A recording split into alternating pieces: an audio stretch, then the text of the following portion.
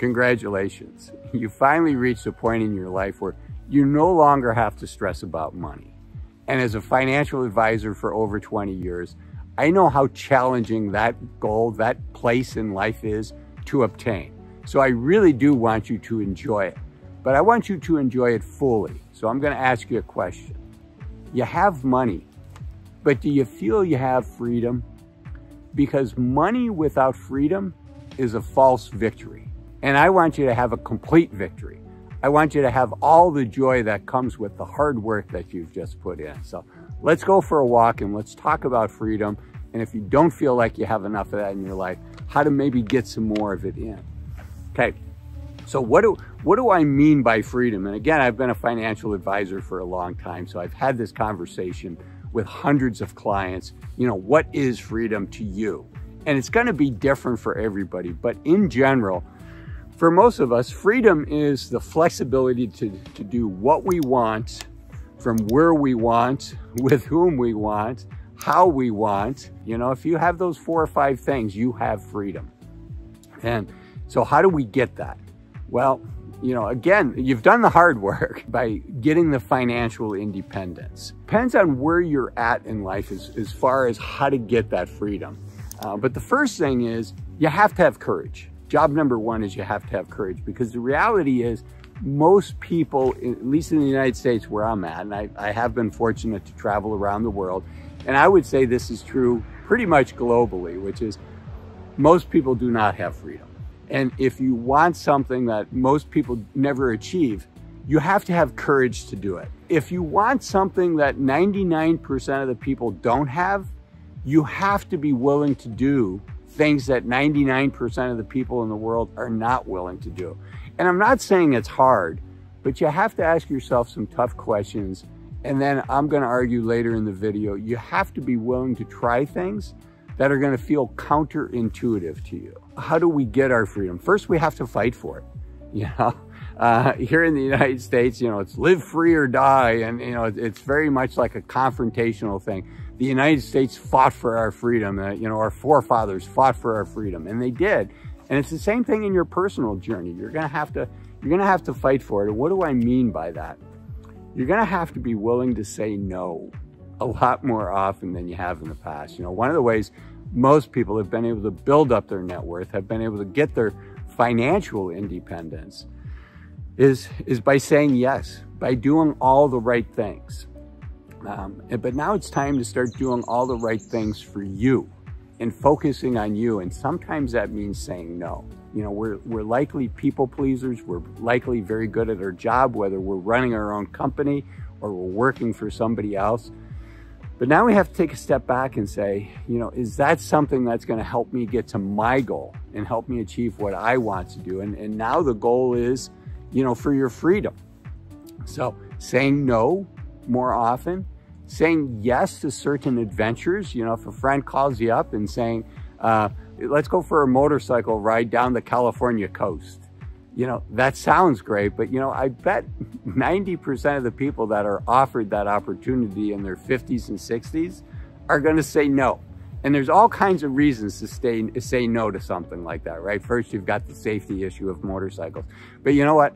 I want to encourage you to get out of your safety zone. You know, if your first reaction to that would be to say to your friend, hey, that would be a lot of fun, but then you'll find a reason not to do it. I really want to encourage you to do it and try to say yes to as many things as you can that when it comes to adventures, and try to say no to as many things as you can if they don't conjure up that sense of adventure. So we talked about at work, and you know, maybe your boss says, hey, we've got this new project, I want you to take it on.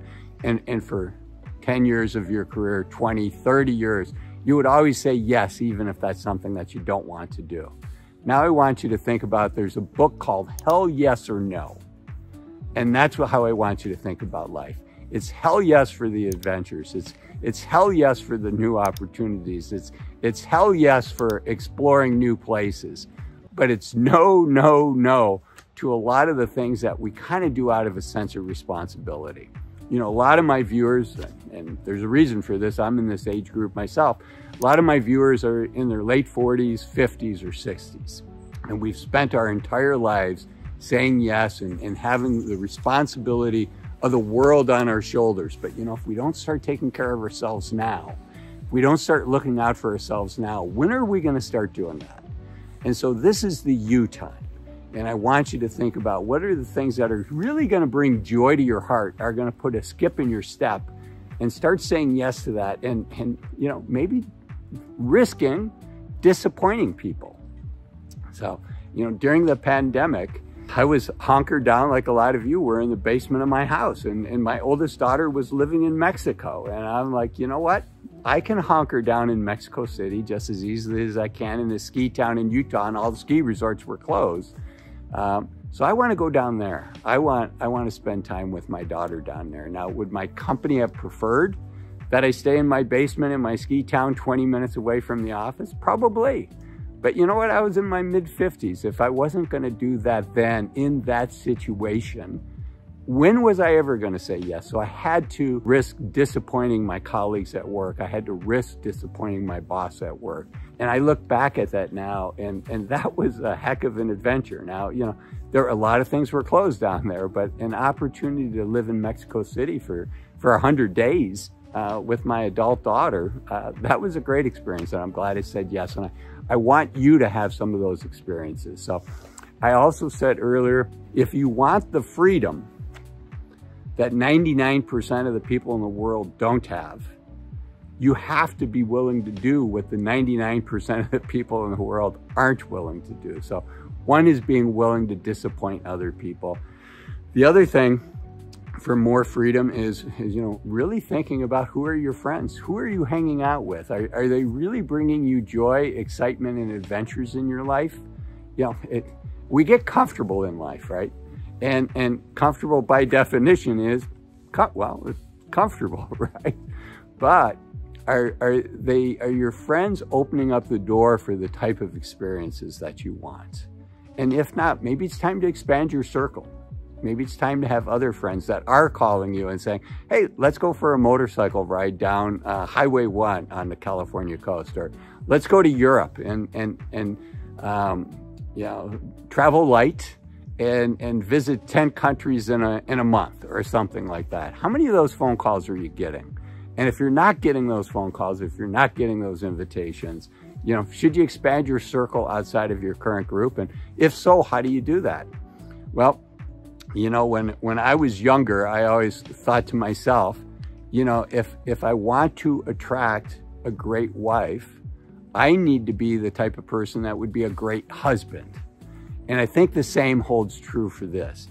If you want to attract people that are going to do adventurous, fun things, you need to be the type of person that does adventurous, fun things. So I want you to think about maybe picking up a new hobby or a new sport. When I was 50 years old, I learned to surf. Was it easy to learn to surf when I was 50 years old? No. In fact, the sport should not be called surfing. It should be called paddling, because 99% of your time is paddling in cold ocean water, and it's hard work. And then when you do catch a wave, then when you get tumbled off of that wave, you know, your heels overhead and being bounced around underneath the wave there. So flexibility was important. And you know, flexibility is not something that comes naturally for a 50-year-old. So I had to spend time in the pool, building up my shoulder strength to do more paddling. I had to spend time in the yoga studio. My wife used to call me the man of steel, not because I was so strong, but because I was inflexible, like a plank of steel.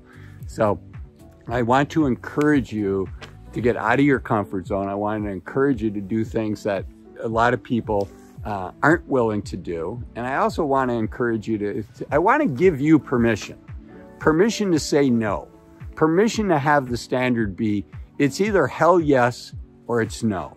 You know, if you're in your late 40s, your 50s, or your 60s, it's you time. And that's what I want you focusing on. And if this type of message resonates with you, I want you to think about watching this video here where I talk about 7 things that I want you to stop doing in your 50s and 60s to enjoy the journey more. I'll see you in there. Bye-bye.